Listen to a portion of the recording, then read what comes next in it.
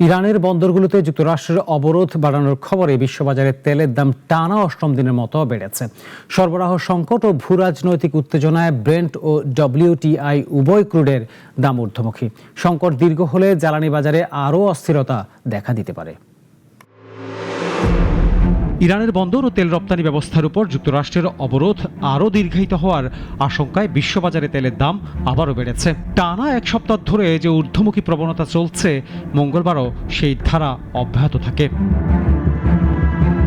মার্কিন সংবাদ মাধ্যম ওয়াল স্ট্রিট জার্নালের এক প্রতিবেদনে বলা হয়েছে, যুক্তরাষ্ট্রের প্রেসিডেন্ট ডোনাল্ড ট্রাম্প তার উপদেষ্টাদের ইরানের উপর দীর্ঘমেয়াদী অবরোধের প্রস্তুতি নিতে নির্দেশ দিয়েছেন। পরিকল্পনা অনুযায়ী ইরানের বন্দরগুলোতে জাহাজ চলাচল সীমিত করে দেশটির তেল রপ্তানি ও অর্থনীতিতে চাপ বাড়ানো হবে। এই খবরে বৈশ্বিক জ্বালানি বাজারে তাৎক্ষণিক প্রতিক্রিয়া দেখা গেছে। আন্তর্জাতিক বার্তা সংস্থা রয়টার্স জানায়, বুধবার বাজার খোলার পর জুন মাসে সরবরাহের জন্য ব্রেন্ট ক্রুড ফিউচারের দাম বেড়ে দাঁড়ায় প্রতি ব্যারেল $111.78। একই সময়ে মার্কিন ওয়েস্ট টেক্সাস ইন্টারমিডিয়েট বা ডব্লিউটিআই ক্রুডের দামও বেড়ে পৌঁছায় $100 উপরে। টানা অষ্টম দিনের মতো তেলের দাম বাড়ায় বিশ্বজুড়ে জ্বালানি সংকট নিয়ে উদ্বেগ তৈরি হয়েছে। বিশ্লেষকদের মতে সরবরাহ কমে যাওয়ার আশঙ্কা এবং ভূরাজনৈতিক উত্তেজনা এই দাম বৃদ্ধির মূল কারণ।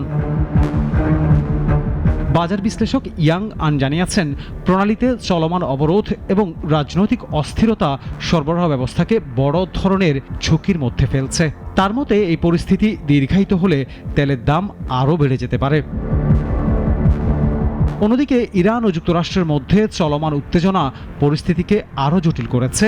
দুই দেশের মধ্যে সাময়িক যুদ্ধবিরতি থাকলেও স্থায়ী সমাধানে এখনও অগ্রগতি হয়নি। ইরান হরমুজ প্রণালী দিয়ে তেল পরিবহন নিয়ন্ত্রণ করছে বলে অভিযোগ রয়েছে। অন্যদিকে যুক্তরাষ্ট্র ইরানের বন্দরগুলোতে চাপ অব্যাহত রেখেছে। বিশ্বের অন্যতম গুরুত্বপূর্ণ জ্বালানি পথ হরমুজ প্রণালী নিয়ে উত্তেজনা সরবরাহ শৃঙ্খলে বড় প্রভাব ফেলছে।